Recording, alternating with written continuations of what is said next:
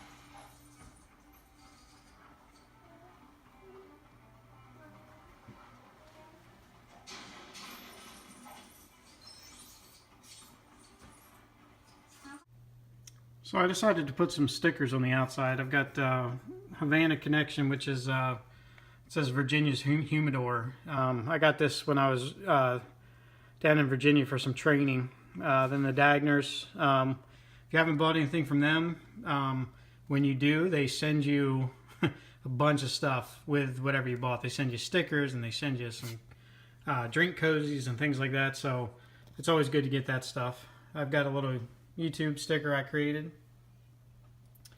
And on this side here, I've got some pipes. And then I've got my tobaccos up here. Now, if you see anything on here that you don't recognize, it's probably because I have created my own blends of things just by taking a couple things together. Like this Royal Blood up here is actually Captain Black Royal and call it Blood Red Moon. So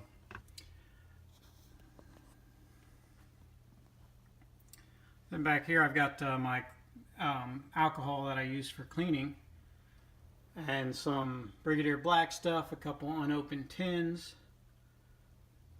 I've got my Dagner Civil War ants there in a holster. Some mason jars behind that. All the way up here, I've got a funnel for mason jars. Up here, I've got some extra butane, a couple empty tins, and a tin of just some odds and ends. And then up high, I've got some. I actually put the highest shelf for there on top of here because I wanted to be able to fit that tin in there, so I just hid it up there. And I've got some of my long-term cellar stuff. And then come down here and I got a few other things. I got some other tobaccos that I choose to smoke from a little closer down. Then in here I've got my my pouch that I take with me every time I go smoking, and pipe cleaners, and some extra spaces for pipes. Back in here I've got my cleaning things, so I've got some dental picks and things like that I use. Got another Dagner sticker there, and then I got a Pipe Grump sticker there that I made. So that's it, all said and done.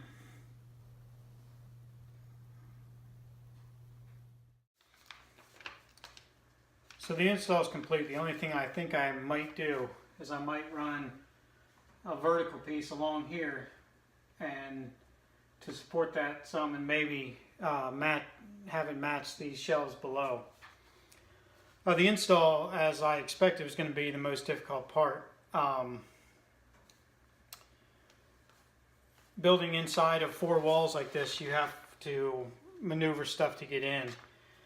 And what I mean by that is this is an 8.5 by 11. It's 11 inches this way and 8.5 inches this way.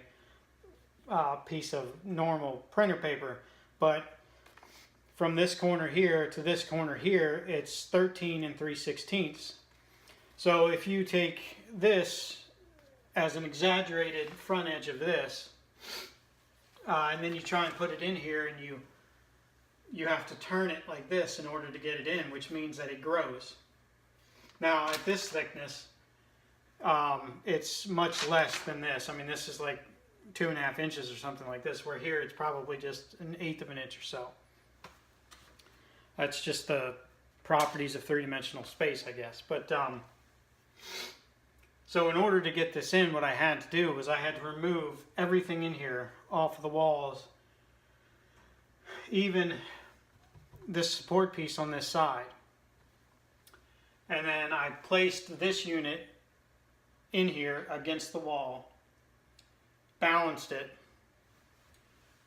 brought this unit in, held it up. At an angle, I slid this bottom piece up, dropped this onto it, pushed this side up and under and on top of this support here,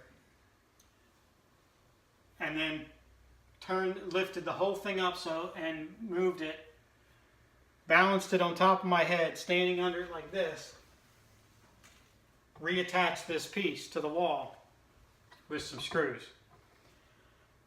it was quite fun, and that's why I needed some help, and unfortunately that's why I don't have any video of it, but it would have just been you watching me sitting here sweating and struggling trying to get it in there, so